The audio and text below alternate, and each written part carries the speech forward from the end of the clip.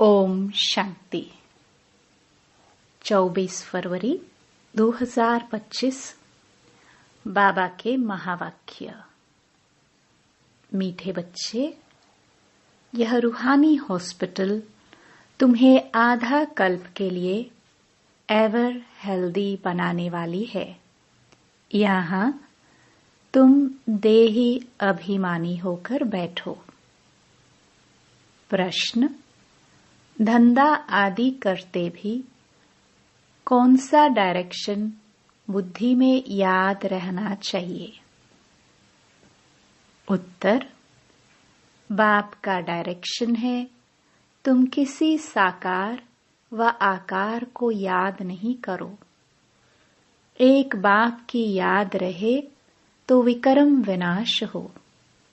इसमें कोई ये नहीं कह सकता कि फुर्सत नहीं। सब कुछ करते भी याद में रह सकते हो। ओम शांति।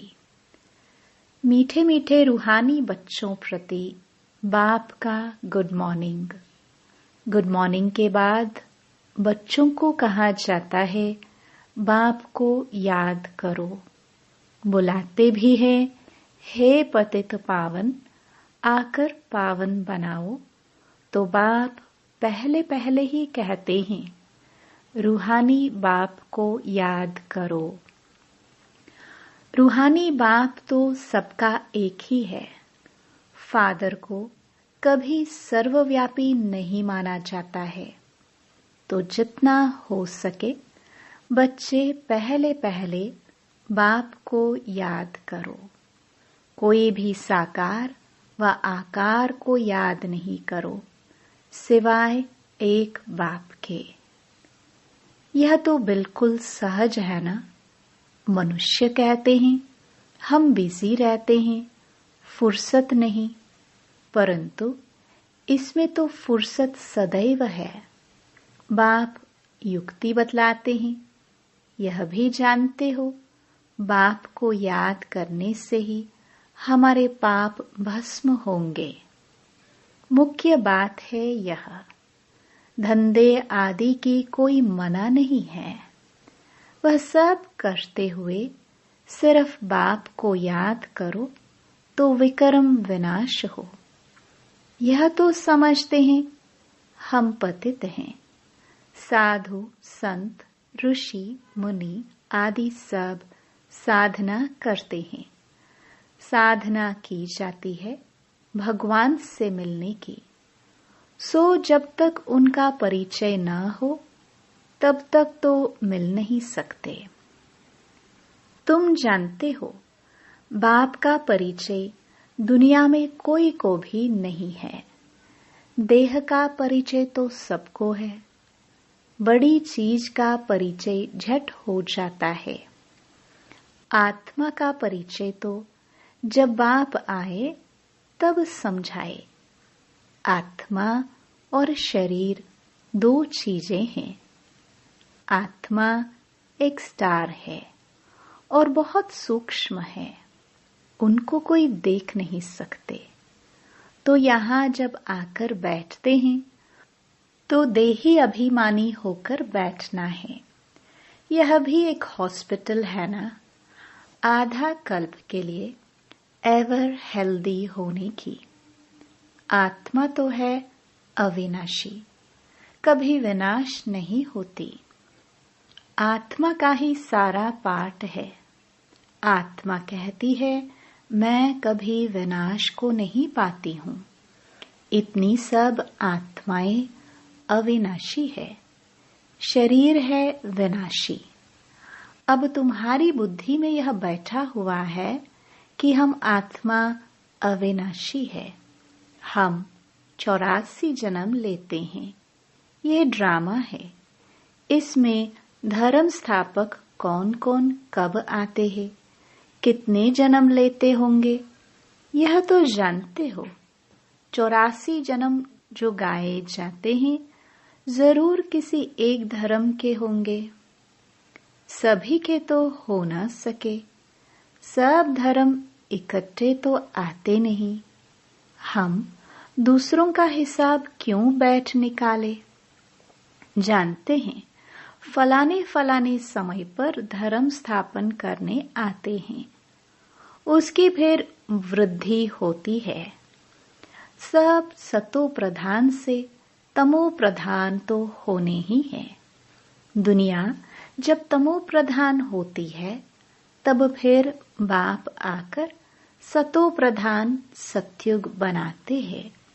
अभी तुम बच्चे जानते हो, हम भारतवासी ही फिर नई दुनिया में आकर राज्य करेंगे और कोई धर्म नहीं होगा। तुम बच्चों में भी जिनको ऊंच मर्तबा लेना है वह जास्ती याद में रहने का पुरुषार्थ करते हैं और समाचार भी लिखते हैं कि बाबा हम इतना समय याद में रहता हूँ। कई तो पूरा समाचार लज्जा के मारे देते नहीं, समझते हैं बाबा क्या कहेंगे, परंतु मालूम तो पड़ता है ना। स्कूल में टीचर स्टूडेंट्स को कहेंगे ना कि तुम अगर पढ़ेंगे नहीं तो फेल हो जाएंगे। लौकिक माँ बाप भी बच्चे की पढ़ाई से समझ जाते हैं, यह तो बहुत बड़ा स्कूल है, यहाँ तो नंबरवार बिठाया नहीं जाता है, बुद्धि से समझा जाता है। नंबरवार तो होते ही है ना। अब बाबा अच्छे अच्छे बच्चों को कहाँ भेज देते हैं, वह फिर चले जाते हैं तो दूसरे लिखते हैं हमको महारथी चाहिए। तो जरूर समझते हैं वह हमसे होशियार नामी ग्रामी है। नंबरवार तो होते हैं ना। प्रदर्शनी में भी अनेक प्रकार के आते हैं तो गाइड्स भी खड़े रहने चाहिए जांच करने के लिए। रिसीव करने वाले तो जानते हैं यह किस प्रकार का आदमी है, तो उनको फिर इशारा करना चाहिए कि इनको तुम समझाओ। तुम भी समझ सकते हो, first grade, second grade, third grade सब है। यहाँ तो सबकी सर्विस करनी ही है। कोई बड़ा आदमी है तो जरूर बड़े आदमी की खातिरी तो सब करते ही हैं, यह कायदा है। बाप अथवा टीचर बच्चों की क्लास में महिमा करते हैं, यह भी सबसे बड़ी खातिरी है। नाम निकालने वाले बच्चों की महिमा अथवा खातिरी की जाती है। यह फलाना धनवान है, रिलीजियस माइंडेड है, यह भी खातिरी है ना। अब तुम यह जानते हो ऊंच ते ऊंच भगवान है, कहते भी हैं बरोबर ऊंच ते ऊंच है, परंतु फिर बोलो उनकी बायोग्राफी बताओ तो कह देंगे सर्वव्यापी है। बस एकदम नीचे कर देते हैं। अब तुम समझा सकते हो सबसे ऊंच ते ऊंच है भगवान, वह है मूल वतनवासी। सूक्ष्म वतन में है देवताएं, यहाँ रहते हैं मनुष्य, तो ऊंच ते ऊंच भगवान वह निराकार ठहरा। अभी तुम जानते हो हम जो हीरे मिसल थे सो फिर कौड़ी मिसल बन पड़े हैं। फिर भगवान को अपने से भी जास्ती नीचे ले गए हैं, पहचानते ही नहीं है। तुम भारतवासियों को ही पहचान मिलती है, फिर पहचान कम हो जाती है। अभी तुम बाप की पहचान सबको देते जाते हो, ढेरों को बाप की पहचान मिलेगी। तुम्हारा मुख्य चित्र है ही यह त्रिमूर्ति, गोला, झाड़। इनमें कितनी रोशनी है, यह तो कोई भी कहेंगे ये लक्ष्मी नारायण सत्युग के मालिक थे। अच्छा, सत्युग के आगे क्या था, यह भी अभी तुम जानते हो। अभी है कलयुग का अंत और है भी प्रजा का प्रजा पर राज्य। अभी राजा ही तो है नहीं, कितना फर्क है। सतयुग के आदि में राजाएं थे और अभी कलयुग में भी राजाएं हैं। भल कोई वह पावन नहीं है, परंतु कोई पैसा देकर भी टाइटल ले लेते हैं। महाराजा तो कोई है नहीं, टाइटल खरीद लेते हैं। जैसे पटियाला का महाराजा, जोधपुर, बीकानेर का महाराजा, नाम तो लेते हैं ना। यह नाम अविनाशी चला आता है। पहले पवित्र महाराजाएं थे, अभी है अपवित्र महाराजाएं। अक्षर चला आता है। इन लक्ष्मी नारायण के लिए कहेंगे, यह सतयुग के मालिक थे। किसने राज्य लिया? अभी तुम जानते हो राजाई की स्थापना कैसे होती है। बाप कहते हैं, मैं तुमको अभी पढ़ाता हूँ 21 जन्मों के लिए। वह तो पढ़कर इसी जन्म में ही बैरिस्टर आदि बनते हैं। तुम अभी पढ़कर भविष्य महाराजा महारानी बनते हो। ड्रामा प्लान अनुसार नई दुनिया की स्थापना हो रही है। अभी है पुरानी दुनिया। भल कितने भी अच्छे अच्छे बड़े महल हैं, परंतु हीरे जवाहरातों के महल तो बनाने की कोई में ताकत नहीं है। सतयुग में यह सब हीरे जवाहरातों के महल बनाते हैं ना। बनाने में कोई देरी थोड़ी लगती है। यहाँ भी अर्थक्वेक आदि होती है तो बहुत कारीगर लगा देते हैं। 1-2 वर्ष में सारा शहर खड़ा कर देते हैं। नई दिल्ली बनाने में करके 10-8 वर्ष लगे, परंतु यहाँ के लेबर और वहाँ के लेबर्स में तो फर्क रहता है ना। आजकल तो नई नई इन्वेंशन भी निकालते रहते हैं। मकान बनाने की साइंस का भी जोर है। सब कुछ तैयार मिलता है, जेट फ्लैट तैयार, बहुत जल्दी जल्दी बनते हैं। तो ये सब वहाँ काम में तो आते हैं ना। यह सब साथ चलने हैं। संस्कार तो रहते हैं ना। यह साइंस के संस्कार भी चलेंगे। तो अब बाप बच्चों को समझाते रहते हैं, पावन बनना है तो बाप को याद करो। बाप भी गुड मॉर्निंग कर फिर शिक्षा देते हैं। बच्चे बाप की याद में बैठे हो, चलते फिरते बाप को याद करो, क्योंकि जन्म जन्मांतर का सिर पर बोझा है। सीढ़ी उतरते उतरते 84 जन्म लेते हैं। अभी फिर एक जन्म में चढ़ती कला होती है। जितना बाप को याद करते रहेंगे उतना खुशी भी होगी, ताकत मिलेगी। बहुत बच्चे हैं जिनको आगे नंबर में रखा जाता है, परंतु याद में बिल्कुल रहते नहीं हैं। भल ज्ञान में तीखे हैं, परंतु याद की यात्रा है नहीं। बाप तो बच्चों की महिमा करते हैं। यह भी नंबर 1 में है, तो जरूर मेहनत भी करते होंगे ना। तुम हमेशा समझो कि शिव बाबा समझाते हैं तो बुद्धि योग वहां लगा रहेगा। यह भी सीखता तो होगा ना। फिर भी कहते हैं बाबा को याद करो। किसको भी समझाने के लिए चित्र है। भगवान कहाँ ही जाता है निराकार को, वह आकर शरीर धारण करते हैं। एक भगवान के बच्चे सब आत्माएं भाई भाई हैं। अभी इस शरीर में विराजमान है। सभी अकाल मूर्त है। यह अकाल मूर्त आत्मा का तख्त है।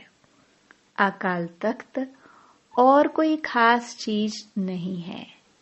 यह तख्त है अकाल मूर्त का। भ्रकुटी के बीच में आत्मा विराजमान होती है। इसको कहा जाता है अकाल तख्त। अकाल तख्त अकाल मूर्त का। आत्माएं सब अकाल है। कितनी अति सूक्ष्म है। बाप तो है निराकार। वह अपना तख्त कहाँ से लाए? बाप कहते हैं, मेरा भी यह तख्त है। मैं आकर इस तख्त का लोन लेता हूँ। ब्रह्मा के साधारण बूढ़े तन में अकाल तख्त पर बैठता हूँ। अभी तुम जान गए हो, सब आत्माओं का यह तख्त है। मनुष्यों की ही बात की जाती है, जानवरों की तो बात नहीं। पहले जो मनुष्य जानवर से भी बदतर हो गए हैं, वह तो सुधरे। कोई जानवर की बात पूछे, बोलो पहले अपना तो सुधार करो। सतयुग में तो जानवर भी बड़े अच्छे फर्स्ट क्लास होंगे। खिचड़ा आदि कुछ भी नहीं होगा। किंग के महल में कबूतर आदि का किचड़ा हो तो दंड डाल दे, जरा भी किचड़ा नहीं। वहां बड़ी खबरदारी रहती है। पहरे पर रहते हैं, कभी कोई जानवर आदि अंदर घुस न सके। बड़ी सफाई रहती है। लक्ष्मी नारायण के मंदिर में भी कितनी सफाई रहती है। शंकर पार्वती के मंदिर में कबूतर भी दिखाते हैं तो जरूर मंदिर को भी खराब करते होंगे। शास्त्रों में तो बहुत दंत कथाएं लिख दी है। अब बाप बच्चों को समझाते हैं। उनमें भी थोड़े हैं जो धारणा कर सकते हैं, बाकी तो कुछ नहीं समझते। बाप बच्चों को कितना प्यार से समझाते हैं। बच्चे बहुत बहुत मीठे बनो, मुख से सदैव रतन निकलते रहे। तुम हो रूप बसंत, तुम्हारे मुख से पत्थर नहीं निकलने चाहिए। आत्मा की ही महिमा होती है। आत्मा कहती है, मैं प्रेसिडेंट हूँ, फलाना हूँ, मेरे शरीर का नाम ये है। अच्छा, आत्माएं किसके बच्चे हैं? एक परमात्मा के। तो जरूर उनसे वर्षा मिलता होगा। वह फिर सर्वव्यापी कैसे हो सकता है? तुम समझते हो, हम भी पहले कुछ नहीं जानते थे। अभी कितनी बुद्धि खुली है। तुम कोई भी मंदिर में जाएंगे, समझेंगे यह तो सब झूठे चित्र है। 10 बुझाए वाला, हाथी की सूंड वाला कोई चित्र होता है क्या? ये सब है भक्ति मार्ग की सामग्री। वास्तव में भक्ति होनी चाहिए एक शिव बाबा की, जो सबका सद्गति दाता है। तुम्हारी बुद्धि में है, यह लक्ष्मी नारायण भी 84 जन्म लेते हैं, फिर ऊंच ते ऊंच बाप ही आकर सबको सद्गति देते हैं। उनसे बड़ा कोई है नहीं। यह ज्ञान की बातें तुम्हारे में भी नंबरवार धारण कर सकते हैं। धारणा नहीं कर सकते तो बाकी क्या काम के रहे। कई तो अंधों की लाठी बनने के बदले अंधे बन जाते हैं। गऊ जो दूध नहीं देती तो उसे पिंजरपुर में रखते हैं। यह भी ज्ञान का दूध नहीं दे सकते। बहुत है जो कुछ पुरुषार्थ नहीं करते, समझते नहीं कि हम कुछ तो किसका कल्याण करें, अपनी तकदीर का ख्याल ही नहीं रहता है। बस जो कुछ मिला सो अच्छा, तो बाप कहेंगे इनकी तकदीर में नहीं है। अपनी सद्गति करने का पुरुषार्थ तो करना चाहिए। देही अभिमानी बनना है। बाप कितना ऊंच ते ऊंच है, और आते देखो कैसे पतित दुनिया पतित शरीर में है। उनको बुलाते ही पतित दुनिया में है। जब रावण दुख देते हैं तो बिल्कुल ही भ्रष्ट कर देते हैं। तब बाप आकर श्रेष्ठ बनाते हैं। जो अच्छा पुरुषार्थ करते हैं वह राजा रानी बन जाते हैं। जो पुरुषार्थ नहीं करते वह गरीब बन जाते हैं। तकदीर में नहीं है तो तदबीर कर नहीं सकते। कोई तो बहुत अच्छी तकदीर बना लेते हैं। हर एक अपने को देख सकते हैं कि हम क्या सर्विस करते हैं। अच्छा, मीठे मीठे सिखिलदे बच्चों प्रति माता पिता बाप दादा का याद प्यार और गुड मॉर्निंग।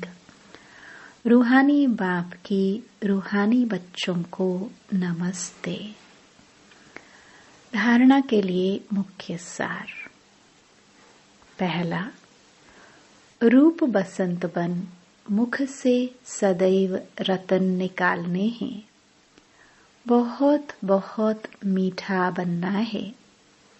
कभी भी पत्थर कटु वचन नहीं निकालना है।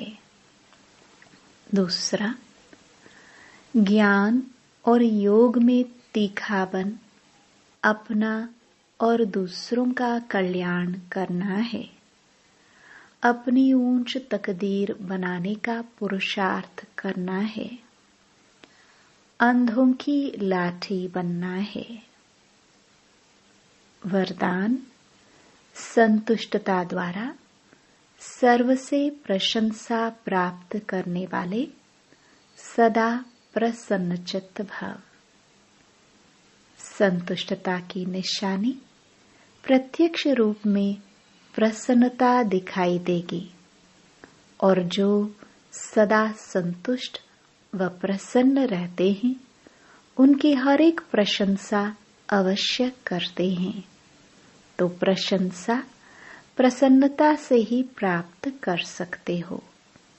इसलिए सदा संतुष्ट और प्रसन्न रहने का विशेष वरदान स्वयं भी लो और औरों को भी दो, क्योंकि इस यज्ञ की अंतिम आहुति सर्व ब्राह्मणों की सदा प्रसन्नता है। जब सभी सदा प्रसन्न रहेंगे तब प्रत्यक्षता का आवाज गूंजेगा, अर्थात विजय का झंडा लहराएगा। स्लोगन, डायमंड बन। डायमंड बनने का मैसेज देना ही डायमंड जुबली मनाना है। अव्यक्त इशारे, एकांत प्रिय बनो, एकता और एकाग्रता को अपनाओ। एकांतवासी बनना अर्थात चारों ओर के वाइब्रेशन से परे चले जाना। कई ऐसे होते हैं जिन्हें एकांत पसंद नहीं आता। संगठन में रहना, हंसना, बोलना ज्यादा पसंद आता। लेकिन ये हुआ बाहर मुक्ता में आना। अभी अपने को एकांतवासी बनाओ, अर्थात सर्व आकर्षण के वाइब्रेशन से अंतर्मुख बनो। अब समय ऐसा आ रहा है जो यही अभ्यास काम में आएगा। अगर बाहर की आकर्षण के वशीभूत होने का अभ्यास होगा तो समय पर धोखा दे देगा। ओम शांति।